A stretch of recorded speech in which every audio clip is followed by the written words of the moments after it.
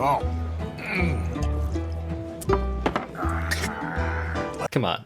Everyone loves a good bar scene. I honestly don't know why, but there's just something about a pair of characters sitting down in a bar that just gets me going, for better or worse.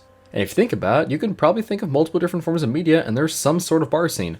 Uncoincidentally, I also happened to recently watch The Greatest Showman, which happens to have two significant bar scenes over the course of the entire film. Now say what you want about the movie, but I really like The Greatest Showman. Its visuals and upbeat tone made it a joy to watch, and while the story and characters are very simple, they're still easy to follow and like, and to me, I had a blast watching this film. Back to the topic of bar scenes, The Greatest Showman's signature bar scenes are actually some of the most important parts of the movie to me. Not only are these sightings for some of its best songs with an upbeat tone that lifts spirits with fast-moving visuals, but they do a little more. They serve as markings for one of the most important parts of the film, and that's the character relationships.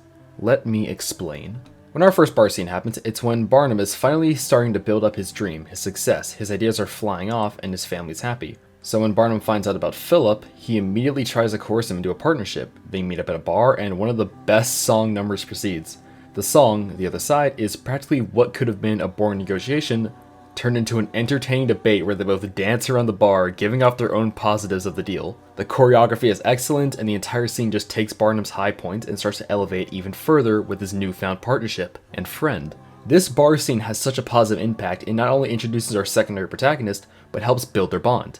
We get a good idea of who Philip is and both his and Barnum's chemistry through a single song number. Now, our second bar scene takes place a little further towards the actual end of the film, and this time, it's almost the complete opposite of the previous one. This time, Barnum's whole business, his passion, has been broken down.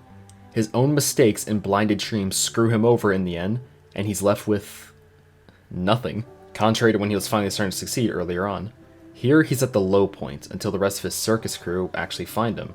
And this is where the song From Now On, which by the way is an absolute masterpiece to me, begins to start up. And while it maintains that melancholy atmosphere at first, it slowly builds up more and more into this triumphant return of Barnum's ideology.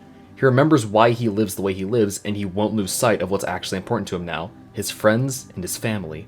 This bar scene is a moment of uplifting spirits, while the previous one only furthered, this one brings him back to hope. As the whole crew dances and sings to their heart's content and Barnum just runs after his family, how can you just not be empowered? But that's really where my question comes in.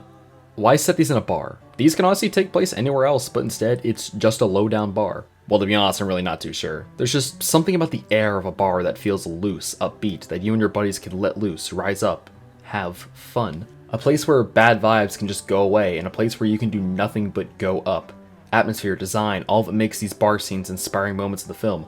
They're a site where characters can just sit down without distractions or worries and simply grow together. And in the context of The Greatest Showman, at the time of what was happening, a bar scene is exactly what they need.